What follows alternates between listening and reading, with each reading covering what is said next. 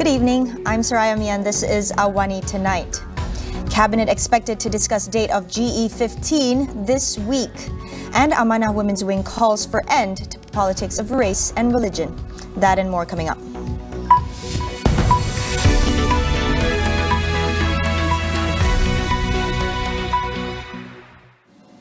The Cabinet on Wednesday will discuss matters involving the 15th general election this week.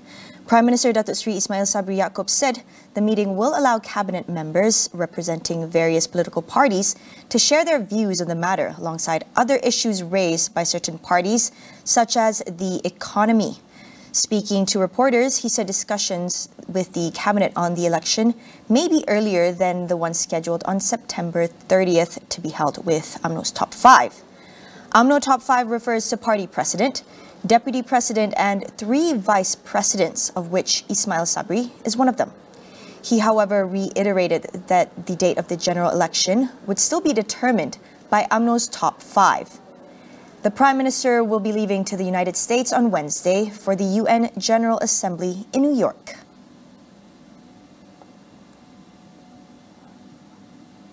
Ismail Sabri also questioned his immediate predecessor's claim that he has failed to manage the country's economy. He said all parties shouldered the responsibility of steering the nation's economy, including the National Recovery Council chaired by former Prime Minister Tan Sri Muhyiddin Yassin. Dari segi ekonomi, Tok Pa ada dengan saya yang menguruskan ekonomi, Menteri Hal Ehwal Ekonomi. Dan kita juga ada Majlis Pemulihan Ekonomi Negara yang dipengursikan oleh Tan Sri Muhyiddin sendiri. Jadi ini Majlis Pemulihan pun menasihatkan kerajaan. Tok Pa, of course, Menteri yang bertanggungjawab di segi ekonomi. Jadi tanggungjawab tu tanggungjawab bersama lah. Ya, tanggungjawab bersama. Kalau gagal, bermakna semua gagal lah. Semua gagal lah, termasuk Majlis Pemulihan Ekonomi Negara pun gagal. Jadi saya pun tak tahu apa cerita yang sebenar sebab saya tak baca lagi. Ini baru tahu ni. Earlier today, Muhyiddin in a Facebook post called on Ismail Sabri to call snap polls, saying the government under his leadership had failed to manage the economy. Meanwhile, the Special Cabinet Committee on Anti-Corruption has agreed to require heads of GLCs, GLICs, as well as members of the judiciary to declare their assets. Datuk Sri Ismail Sabri says details of this new code of ethics will be presented by the Malaysian Anti-Corruption Commission at the next meeting. He announced that the MACC's asset declaration mechanism for MPs, senators and members of the government administration will be enhanced. Meanwhile, a new code of ethics for MPs will be introduced under the Houses of Parliament Privileges and Powers Act 1952. The Malaysian Institute of Integrity will also be reviewed and given a fixed annual grant for 3 years for integrity strengthening programs. Ismail added that the Cabinet Committee agreed to implement amendments to the Audit Act to guarantee the independence of the Auditor General. He also assured that the political financing bill will be regulated by an independent entity, which will operate at the federal and state levels. Health Minister Khairi Jamaluddin today stressed that he is still an UMNO member and remain with the party through thick and thin. He made this comment in his Instagram account following a video claiming that the Rembau MP has left UMNO was posted on YouTube on September 14th. In his post, he stated that he does not like to entertain news like this, but many have messaged him and asked about it. He added that he is still with UMNO and will remain with UMNO despite any challenges that may come.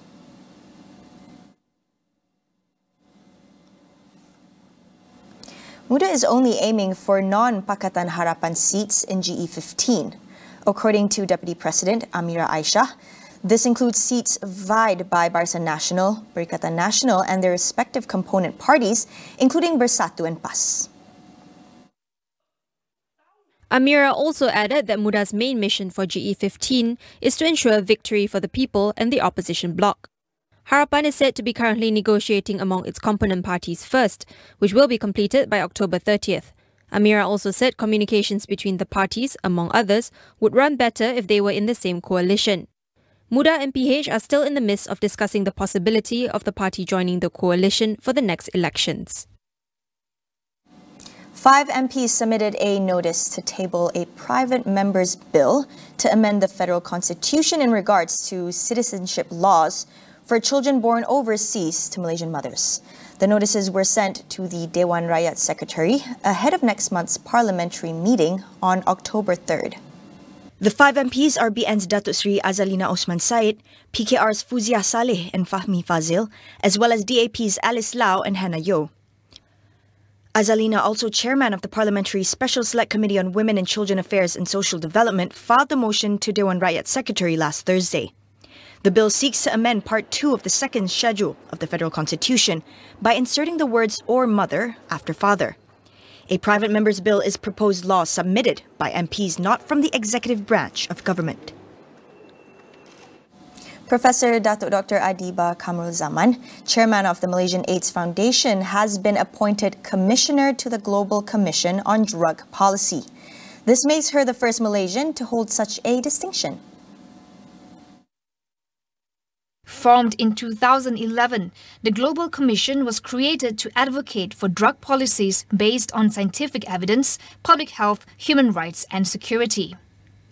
Welcoming Adiba as its newest commissioner, it commended her passion for rights-based policy and work in HIV treatment, prevention and care, both in Malaysia and globally. In a statement, the MAF described Adiba as an instrumental influence on the government's shift in drug policy, leading to the introduction of harm reduction programs in 2006, which halved new HIV infections among drug users. Last year, Adiba was appointed as a member of the World Health Organization's Science Council. She was previously the Dean of University Malaya's Medical Faculty and was the International AIDS Society's first Asian president. Time for a quick break. Stay with us.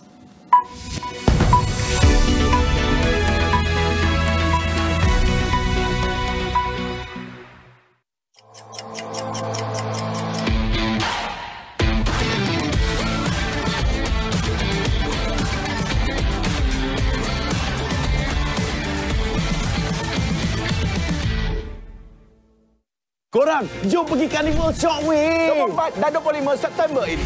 Pasti korang syok dengan apa yang ada. Syok hiburan, boleh jumpa selebriti kegemaran korang.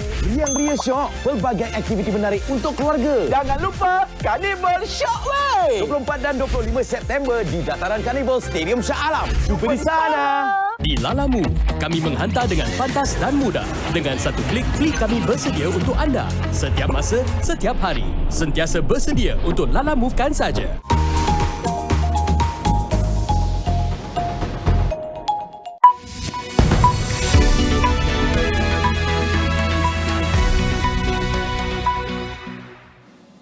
Welcome back. With GE15 around the corner, one of the main agendas for AMANA's Women Wing, or Angkatan Wanita Amanah Negara AWAN, is to rid the country of racial politics. According to Secretary Soraya Salim, the party's Women's Wing is pushing to reintroduce politics to Malaysian youths, which she says is more than the same old propaganda of race and religion. Really, the politics of racial propaganda, politics of hate and slander has actually monopolized, the spaces that we have, especially, when we have our youngsters coming into as voters with Undi 18. So, we wish to actually convey the right messages to these voters that, politics is beyond racial politics, hatred and slander, and also much more than racial sentiment issues that are being played by all these other political parties or political bloc. According to her, the Women's Wing aims to increase the involvement of young voters in conversations about important issues and effective policies for all Malaysians. We are really sad that our youth are not given the right choice, to make up their mind on the kind of politics, the kind of future that they want for Malaysia. So that's why we are pushing for, a reclaiming the country from the kleptocrats and the political elites, to reset the minds of the youth, the people, that we are going for a full reform, a full transformation of the country in terms of pushing for institutional reforms and promoting values that are actually that would be relatable to all members of the citizens, to review, initiatives, especially affirmative policies, economic affirmative policies of the economy that actually were beneficial to just certain segments of the country or certain races.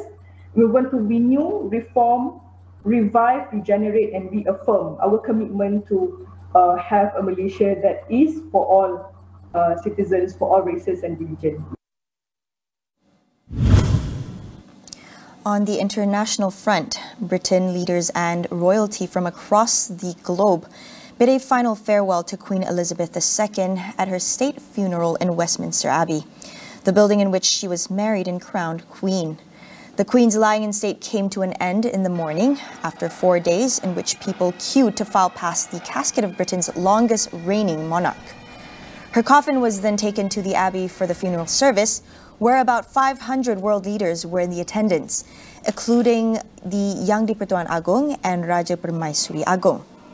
The end of the service was marked with a 2-minute national silence before her coffin was drawn for a procession through central London.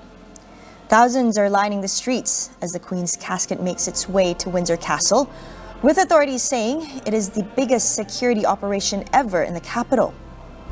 A private burial service will take place later in the day at the King George VI Memorial Chapel, with the Queen laid to rest alongside the remains of her father, mother, and younger sister. Her late husband, Prince Philip's coffin, will also be interred at the same time.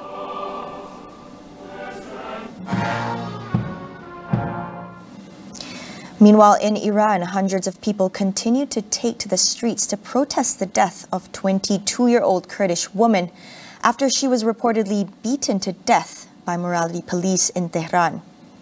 The death of Mahsa Amini had set off a public outcry over police brutality and the rights of women in Iran. Police said she died of a heart attack and have denied any allegations of torture or abuse. Amini had been visiting Tehran with her brother when she was picked up by police on Friday for failing to properly wear the hijab. She died a few days later. Protests had erupted in her hometown after her funeral and in the Azadi Square in the capital of Iran's Kurdistan province. Police fired tear gas and arrested several people. The controversy is now widening into a dispute not just about the enforcement of the hijab, but the accountability of the morality police, as well as mistrust towards government denials of wrongdoing. Videos of Iranian women publicly removing their hijabs and burning them to protest Amini's death have gone viral on social media. Iranian police described Amini's death as an unfortunate incident. U.S. President Joe Biden said U.S. forces would defend Taiwan in the event of a Chinese invasion, in what appears to be his most explicit statement so far on the issue. In response, China, through its foreign ministry, said it had lodged a complaint with Washington over the remark. Spokesperson at the Chinese Foreign Ministry, Mao Ning, said China reserves the right to take all necessary measures in response to activities that split the nation apart. She also urged the US to handle Taiwan-related issues carefully and not send wrong signals to Taiwan independence separatist forces. On Sunday, Biden was asked in a CBS interview if US troops would defend Taiwan, to which he said yes, if in fact there was an unprecedented attack. He, however, also reiterated that the US was not encouraging Taiwan independence. The remarks prompted the White House to clarify that the official US policy, which doesn't commit to military action on Taiwan, had not changed. Parts of Japan are experiencing record rainfall as Typhoon Nanmadol heads north towards the capital of Tokyo. One of the biggest storms to strike the country in years, it has left 2 people dead and injured 80 others. The 14th typhoon of the season made landfall near Kagoshima City on Sunday before hitting the islands of Kyushu and Honshu. About 340,000 households, most of them in Kyushu, were without electricity today.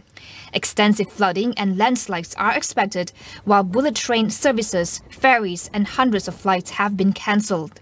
Authorities have also urged more than 4 million residents to evacuate their homes. Prime Minister Fumio Kishida delayed his departure to New York until Tuesday, where he will deliver a speech at the UN General Assembly to monitor the impact of the storm.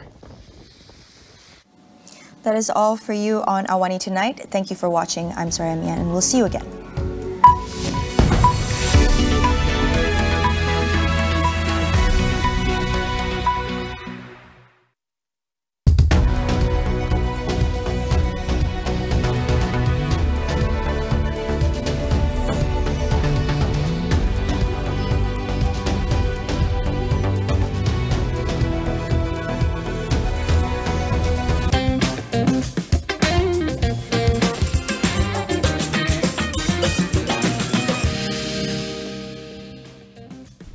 Hello and good evening. Welcome to Consider This. I'm Melissa Idris. You're watching the show where we want you to consider and then reconsider what you know of the news of the day. Data by the Department of Statistics Malaysia showed that in 2019, about 70% of SPM graduates opted to work instead of furthering their studies. Now, while this statistic